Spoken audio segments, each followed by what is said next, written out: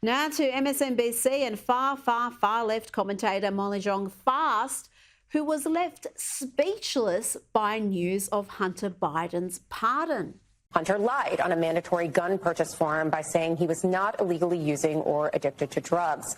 According to NBC News, the president made the decision this weekend. Molly, fast and furious, what do you make of this new news? I just heard it. I have to process it. I don't have a take. I'm sorry. I'm sorry. I don't want to have a take, lady. That's your job. You've got one job there, and it's to have a take. Watch now as CNN subjects Democrat Dan Goldman to a humiliation ritual of sorts. This is a thing of beauty.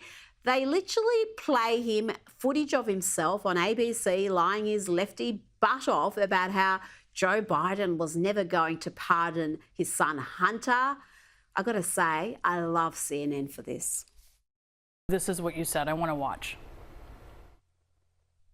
Do you think a pardon for his son would be a mistake? Yes, and I don't think there's any chance that President Biden is going to do that, unlike his predecessor, who pardoned all of his friends. What does that feel like, watching yourself back then, reassuring people that Biden was not going to issue a pardon for his son? Yeah, and I think that if that plea agreement and that plea deal had gone through, there would be no pardon. That was a satisfactory outcome. It had already fallen through. That only was. Sorry? When you reacted, this was when the deal had fallen through. Now, we were told again and again, not just by the Biden White House, but also its propaganda arm, the overwhelming majority of the US media, that Joe Biden would never pardon his crack-addled whore enthusiast son. He has too much integrity to do that. He has too much respect for the legal process. Major commitment from the president, accepting the outcome of the trial and also pledging not to pardon his son. Presidential promise to put the law before a family. I said I abide by the jury decision. I will do that, and I will not pardon him. Letting the world know that he will not wipe away the decision of 12 of his son's peers. One side, Democrats and Joe Biden protecting the justice system. And on the other, Republicans and Trump protecting Trump. A current president of the United States has so much respect for the law that he has said he would not pardon his son. I mean, what, you know, again, it's all about the contrast. Joining me now is Newsweek senior editor at large and Article 3 Project Senior Counsel, Josh Hammer. Josh, Joe Biden has not only pardoned his son, this is the most comprehensive, far-reaching pardon I think we've seen.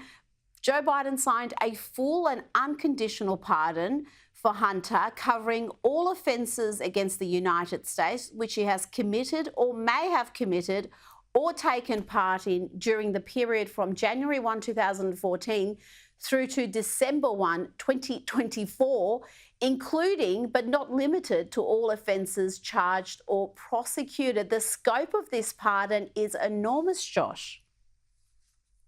Rita, the scope is so enormous and indeed is so unprecedented, truly unprecedented. I've actually spent a lot of time trying to think over these past 36 hours or so as to whether or not there is anything remotely resembling a clear precedent for a pardon this sweeping. And honestly, I come up blank. I mean, this is the kind of language that you put into a pardon that I think back to my time in law school here in the United States. I mean, if I were a constitutional law professor, I would literally put a pardon like this on a first-year law student exam to try to question the students as to whether something like this is even permissible, as to whether it's even constitutional in the first place. The short answer is that it is, unfortunately, because the pardon power is truly plenary. But the point is that there's no precedent for this. I mean, this has not happened to my knowledge any time in recent history or in history at all, let alone to actually do so to one's son, to one's literal next of kin. I mean, I'm somewhat flabbergasted, Reed. I really don't necessarily have words for this. And the fact that you're tying it back to January of 2014 in particular, well, you know, what happened in the year 2014? Oh, yeah, that's right. Well, Hunter Biden started sitting on the board of Burisma in the spring of 2014, just a few years after January 2014, no doubt, Rita, for his subject matter expertise on Eastern European Baltic Sea oil and natural gas energy exports. I jest, of course. He has no expertise in this whatsoever. But I mean, you know, Joe Biden says that this was an example of a politicized prosecution, I actually agree with him, but for the exact opposite reason. The special counsel, David Weiss, deliberately slow-walked this case. He did not look into FARA, the Foreign Agents Registration Act. He deliberately let the 5-year statute of limitations toll on that particular statute there.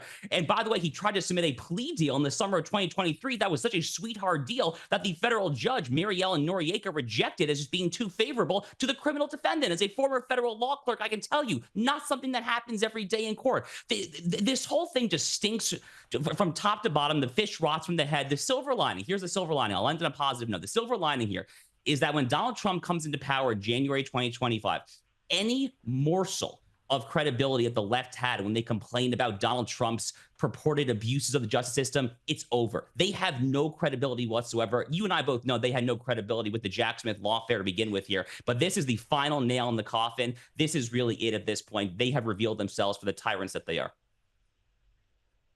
Well, I'm not even a little bit shocked by any of this. I'm a little bit shocked by the scope of the pardon, because that is just astonishing, as you've just explained. But let's not forget, Donald Trump was impeached for wanting to investigate what actually happened with Ukraine and Hunter Biden and Burisma, just for wanting to have a look at things that are now beyond the justice system, where Hunter Biden has just got this get out of jail free card. And I do wonder whether that get out of jail free card, Josh, is really for Joe Biden himself and other members of the family, because at the end of the day, Joe Biden was the product. This entire pay for access scheme they were running, Joe was at the centre of it. Without him, there would be no money coming in. Yeah, I think you've nailed it. This pardon is only partially for Hunter Biden. It really is a pardon for the entire Biden family in general. Look, there have been many on the right side of the American political aisle, myself included, who have been calling for the Biden DOJ, or excuse me, for the Trump DOJ, that is, to reopen a new special counsel probe into Hunter Biden come day one, to look back into possible violations of the Foreign Agents Registration Act and various other overseas foreign dealings. Now, with this pardon in place here, assuming that it is upheld in court, which again, I believe it will be, for better or for worse, but with this pardon in place, you can't do that. And that ultimately is what Joe Biden is trying to do here. I think he's basically taking an action, Rita, to try to make a play for the presidential historians who will write books about his presidency 15, 20, 30 years now. And what he's trying to do is he's trying to preclude his own name and his brother's name, Jim Biden, and I guess Hunter's name, from being revealed in a subsequent deposition or a judicial hearing or a House Republican subpoena investigation. He's trying to obviate all of that with the sweeping nature of this pardon. Little does he know, though, that in doing such a corrupt, a venal, a grossly self-serving, hypocritical thing, after months and months of just lying, just not even gaslighting, just straight up lying to the American people over and over and over again, little does he know that he actually has sealed his fate with the presidential historians here in the U.S. That fate, though, is not what he hopes it will be. I do wonder, Josh, whether he's going to be cute now and try to pardon Donald Trump and his ridiculous convictions, the trumped-up charges we saw in New York, which are ultimately going to be reversed on appeal. But do you think he will do something like that? He'll pull something like that in the final weeks? I can see it happening. I mean, but, you know, they've tried this trick before, Rita. I mean, you know, they did this when they indicted Bob Menendez, the very corrupt senator from New Jersey, the Democrat, who was taking Egyptian literal bars of gold were found in his closet there. They did a similar thing when they indicted Eric Adams, the mayor of New York City there, who apparently was taking some sum of money from the country of Turkey. He was flying Turkish Airlines there. So they're actually very good at this. They're very good at basically dangling out these cheap objects and hoping to obfuscate and to bamboozle the right here in America, trying to convince you that, oh, everything's above board. You see, we're prosecuting both sides, or hey, we're letting both sides off the hook. They're very good at that. They've tried this tactic before. But at this point, Rita, I think the onus is on us on the right, those of us who are conservatives, constitutionals, pro-America patriots, to see this for what it is, which is an unprecedented act of self-serving venality in American history. Now, Trump has announced his pick for the head of the Drug Enforcement Administration as Hillsborough County Sheriff Chad Chronister, this man's record is very different to that of, say, Kash Patel, his pick for FBI director, a pick that his voters were absolutely thrilled about. This pick, Chronister, is, well, he's infamous for the relatively soft approach he took to the 2020 BLM riots. He's been, though, tough on imposing COVID curfews and even arresting a church pastor for holding services. Josh, explain this selection to me. Is this Donald Trump's first mistake since winning the election? Rita, let me first say that not who I would pick to lead the DEA. I mean, let me just put my cards on the table there. Not who I would pick, not who I would advise Donald Trump to pick. I say this, by the way, as someone who takes the DEA's task very seriously. My cousin, may his memory be a blessing, overdosed and died 7 years ago now from fentanyl-laced cocaine, no doubt trafficked across the U.S.-Mexico border. So I take the drug issue here in the United States very seriously. So again, not the man that I would have recommended to Donald Trump and his team to pick if I had my word and my druthers. But I think that Donald Trump is entitled to a very large degree of deference when it comes to people like this who will comprise not just his cabinet, but the DEA is actually then a sub-cabinet, second-tier official. The DEA technically sits below the Department of Justice. The DEA chief is basically subservient to the Attorney General of the United States. And from what I understand, this pick basically came from Pam Bondi, who is Donald Trump's pick for Attorney General. Pam Bondi and Chad Chronister are they're both Floridians. They're both here in Florida, where I live there. I think soon-to-be Attorney General Bondi is very close with the sheriff in Hillsborough County there. So she's probably entitled to her DEA chief of choice. Again, not who I would necessarily pick there, but it is worth noting that Hillsborough County, where Chronister is sheriff, is a purple to light blue county. So if he's trying to get reelected as sheriff, he probably can't run a very, very hard right jurisdiction there. He has been very tough on pro-Hamas protests. He's taken a stronger stance on illegal immigration in general there. So there are definitely some things, I think, to look very fondly at. But again, having said that, wouldn't necessarily be my first choice, but I'm okay with the pick if that's who Pam Bondi wants. Talking about Hamas and being tough on terrorists, Donald Trump has today issued a stark warning to the terrorists holding hostages. I'm going to read from this part of the post that he shared on Truth. He said, "Please let this truth serve to represent that if the hostages are not released prior to January 2025, the date that I proudly assume office as President of the United States, there will be all hell to pay in the Middle East and for those in charge who have perpetrated these atrocities against humanity. Those responsible will be hit harder than anybody has been hit in the long and storied history of the United States of America. Release the hostages now," in capitals, Josh. We haven't seen this sort of strength or clarity from the Biden administration, certainly. This is pure Trump. This is Trump's peace through strength strategy. Look, I mean, it's an amazing statement. I mean, it's truly an amazing statement. One of the funny things about Donald Trump is that he barely even has to act. I mean, as soon as he was elected by the American people, basically the entire Middle East map already started to change effectively overnight. Hezbollah started begging for a ceasefire. Hamas started begging for a ceasefire. Iran said that it was going to tone down its assault across the entire region there. I mean, basically just the mere presence of this man, the guy who achieved historical peace in the Middle East his first time around, the guy who took out Qasem Soleimani at the Baghdad, Iraq airport in January 2020 there. I mean, the mere fact that he is there, let alone putting out amazing statements like this, has already changed the entire dynamic of the region there. Look, the point is, people think that Donald Trump is like a warmonger, that he's looking to start wars. The Middle East was the quietest it has been in decades during his presidency because, again, our enemies here in America know not to mess with us when Donald Trump is in office. The one thing I will say is that if you're going to talk like this, as Donald Trump has done in Truth Social, you better be prepared to back it up with action. Having said that, though, I think Donald Trump is very clearly willing to do that, as he's demonstrated before there. So our enemies are now on standby. They are watching this with very close eyes there, and that is a very good thing, I say. I remember when he was, I think it was the fourth or fifth presidential candidate who said he was going to move the embassy. He was going to move the American embassy and he was going to acknowledge Israel's capital. And there was a promise that was made previously, Josh. I think Clinton made it, Obama made it, Bush made it. None of them followed through. They were all too terrified. Donald Trump followed through despite the hyperbole and the hysteria that we got from the media and experts telling us it was going to lead to bloodshed and relations were going to sour. And what happened? Nothing really happened. They dealt with it because he followed through with a pledge. And I think we're going to see a lot more of that.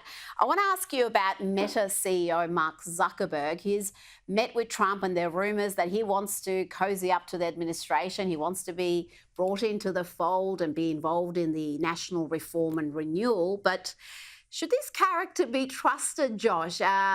Meta, Instagram, Facebook have been notorious for suppressing, censoring conservatives. They continue to do so. And he donated hundreds of millions of dollars of his own money to help fortify the 2020 election. Is he a character who has proven himself, who's shown that he has changed his mind about politics like Elon Musk has and RFK and Tulsi Gabbard and some others?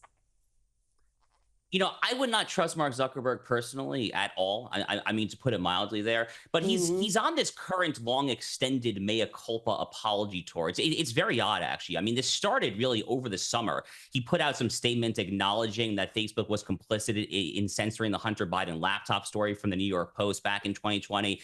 And he said that he apologized for that. So he's been on this extended apology tour for a while now. I can't quite figure out exactly why he is doing this, though, to be honest with you. I find it very difficult to believe that his actual politics and principles and ideology have changed. Rather, it's probably just a self-serving measure when it comes to just trying to keep his company relevant. He probably sees his fellow Silicon Valley titan, Elon Musk, who is now in Mar-a-Lago. He's taking photos with Don Jr. and Eric Trump. He's basically, I mean, Elon Musk is basically an adopted son of the Trump family at this point. And there's probably a little bit of just envy or jealousy, frankly, from Mark Zuckerberg, you know, from one billionaire to another there.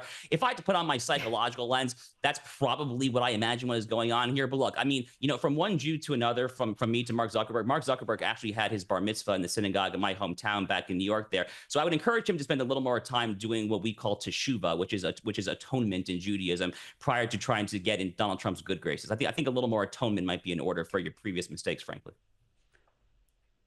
I tell you, I'm with you. I would not trust him as far as I can throw him. And if he actually really has genuinely changed his point of view and woken up to some of the awful activism that he's been party to, then you would think he would tackle that on his own websites, on his own sites, Instagram and Facebook, which are still routinely censoring anything that's right of left. I mean, even centrists are finding themselves getting censored or suppressed there. Before you go, we've got some good news. I've got Conservative commentator Scott Jennings being added to the editorial board of the LA Times, a publication that has been left to far left for a long time.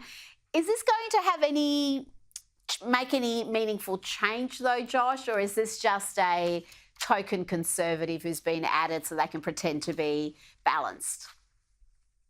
So the LA Times, it's worth giving some credit where credit is due. The LA Times was one of the major publications that ultimately refused to endorse in the 2024 election, along with the Washington Post and USA Today. Those are really the big three liberal papers which refused to endorse Kamala Harris or Donald Trump in this election. So the fact that they refused to endorse and now they're bringing in Scott Jennings, it's definitely a propitious sign for the future there. But ultimately, the devil will be in the details there. I want to see what his columns look like. I want to see those voices actually represented on the editorial boards, in-house editorials. I actually published one op-ed myself at the LA Times about 4.5 years ago now. I haven't bothered to try again. It's been a very long time since that was a hospitable place to publish conservative commentary. So I guess, you know, the proof will ultimately be here in the pudding. Look, Josh, I differ with you on that point. I don't give them credit for not endorsing Kamala, and same with the Washington Post, because they run nothing but pro-Kamala, anti-Trump material 24/7, and then they don't endorse, pretending that that means they're balanced or they're not committed to one side, when we all know where their politics and their agenda runs. So we'll be watching and seeing if Scott Jennings has an impact at the LA Times. Josh Hammer, thanks for your time tonight. Thank you, Rita.